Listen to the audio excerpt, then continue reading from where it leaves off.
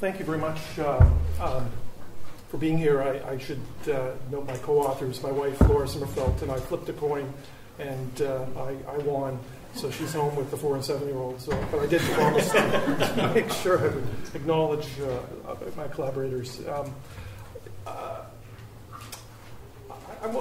guess one of the ways of thinking about my presentation is the problem area that I'm focused on, partly driven by where my funding tends to come from, is problem gaming. But I'm actually interested in more than just problem gaming. But it's proven to become a very interesting area. And as the DSM-5 working group does its thing, the whole issue of how we define addiction from the DSM perspective is becoming more and more fascinating and intriguing. And when you begin to apply modern models and modern understanding or contemporary understanding of gambling problems to youth, many of the challenges of what the DSM groups are working on kind of hit you, because most of these adult-based models just don't work very well.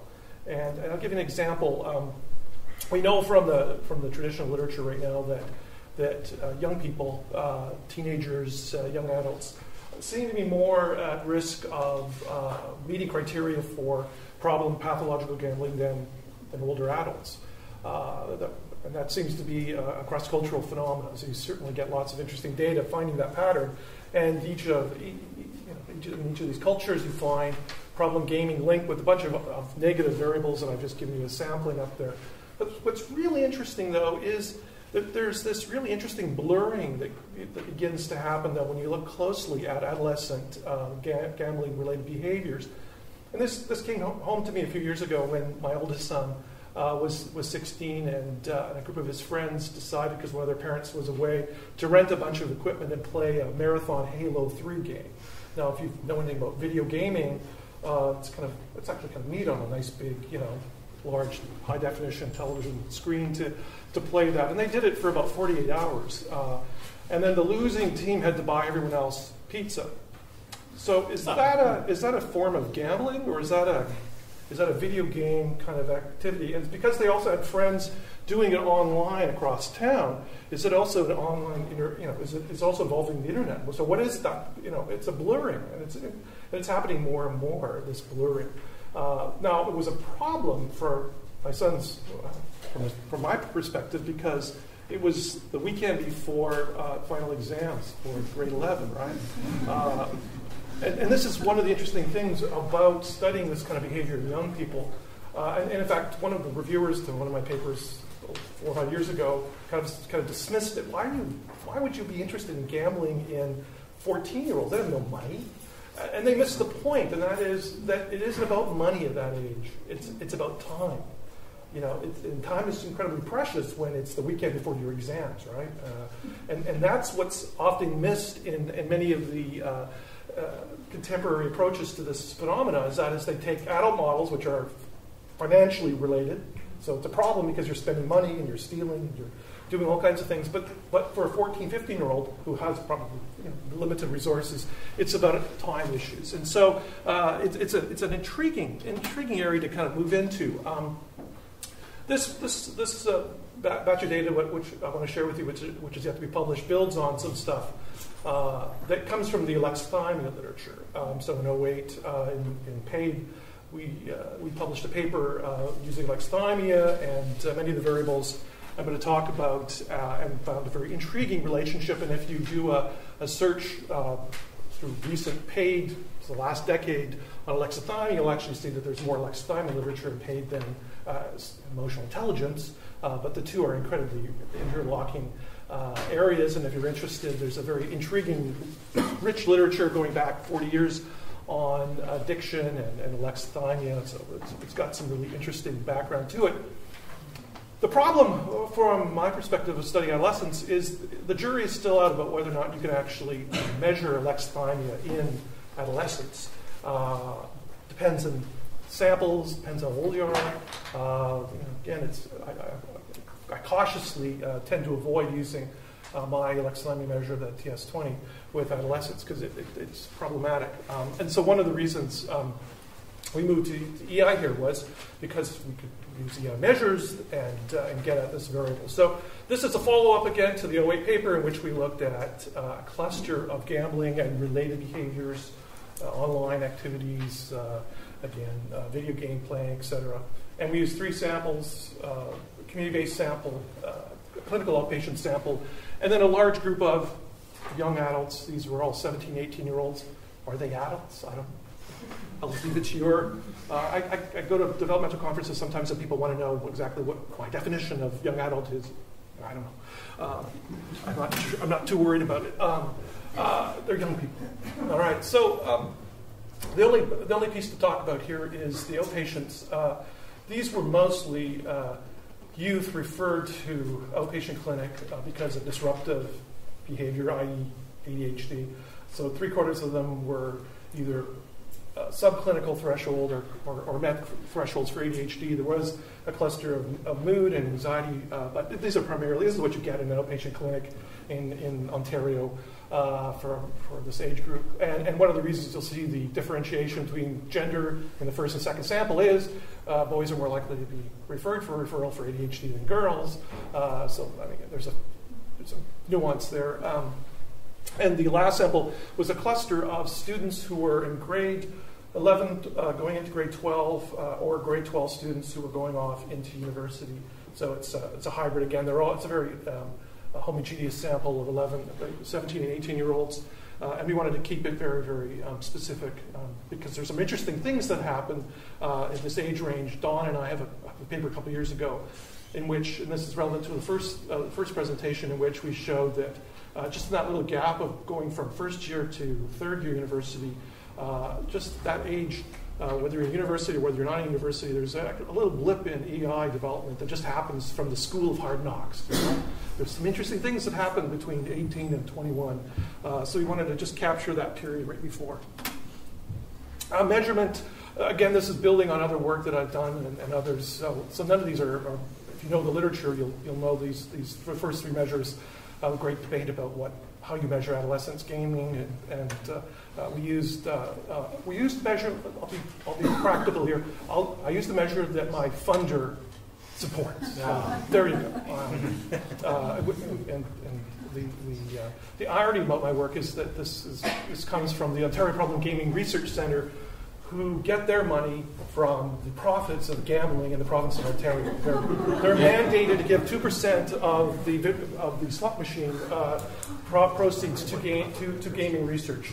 Anyway, so that's kind of the hidden story here.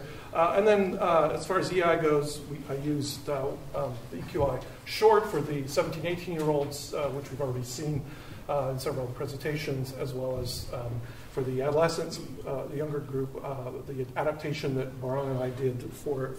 All right, so this concept, this blurring, another way of thinking of this blurring between the gambling, the video activities, the online activity, gaming, a cross-section of things, this concept which we introduced in the 08 paper on dysfunctional preoccupation. We noticed in other data sets we had with other groups that there's this blurring, and we wondered, well, that's intriguing that these things are all clustered together. And in fact, one of the reasons for doing this particular project was to see if we couldn't replicate what we found in the 08 paper, which is that when you kind of factor analyze these behaviors together, you get this kind of general higher order dysfunctional preoccupation dimension. And so that's how we're going to look at the problem area today. And so we examined that, and I'll show you a slide in a minute. And then we did a latent verbal path model, a series of models to look at the relationship between EI and this dysfunctional preoccupation. And again, I'm not going to go into any more of the nuances. They're all the models are fine, and the results are actually, you'll see, are quite homogeneous across the 3 samples. I'm only presenting the data from the combined sample. I'm aware of gender. It's just that you don't get great differences in the data. So to spare you a lot of redundant slides, I've just done the full sample. The guys track out slightly higher, but again, the results are very, very similar for males and females. So this is just unpacking this dysfunctional preoccupation. So we just do a factor analysis, so looking at loadings across the 3 samples, you get this really very, I think, flat. I mean, it's treating 3 separate samples, and so we've got the video game playing behaviors. You've got the online stuff, and then you've got the gambling. And again, this sample is the only one we get a little bit of strangeness. It's only because there's a little age issue here. This is the outpatient sample, and they're a little younger, and we found that, again, there's a change in gaming. The 13, 14-year-olds aren't gambling quite as much as the 15 and 16, although all the guys think that they're the next video poker star, as you know. It seems to be a worldwide phenomenon right now, poker. So, I mean, we did find support for this dysfunctional preoccupation, so we felt comfortable to go on to testing our models. So this is the path model looking at EI and dysfunctional preoccupation, and again, the bottom line is a result that's slightly lower, but in the same ballpark as what we found in our 08 paper with EI driving. This is again the generic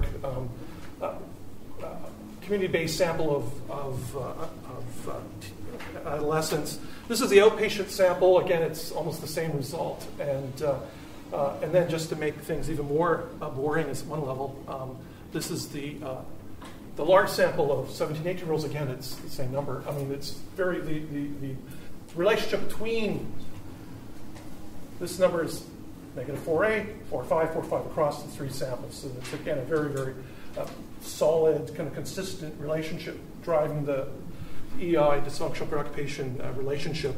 Lexithymia in our 08 paper was slightly higher, but again, it's all in the moderate kind of predictive range. So what does it mean? Well, one level, there's this intriguing consistency in this dysfunctional preoccupation concept, which I think is a rich area to mine in other ways. And again, if we flip this around to the issue of treatment, which is an interesting one, and again goes back to the first presentation, it gives some really strong impetus, if you will, to look closely at intervention strategies. What's interesting in the gaming and related areas is that many of these areas have very individualistic, piecemeal kind of approaches to intervention. So if you go into the province of Ontario, the YMCA is allowed by the provincial government to go in and do workshops to youth, children, targeting problem gaming behaviors, and they treat it as if it's a very specific, doesn't relate to anything else. And then they have another program about online safety, and it's again treated very separate and distinct. And what this is suggesting, this dysfunctional preoccupation concept is suggesting that really there's this blurring, and that maybe it might be more effective to go in as from an intervention kind of context and tackle these things simultaneously. The other piece is that maybe teaching emotional social competency to children and youth might actually have a lot of value added, because we know that it's going to have a role in terms of promoting better coping, many of the issues that were talked about in the first couple of presentations, and we know that it might do something about this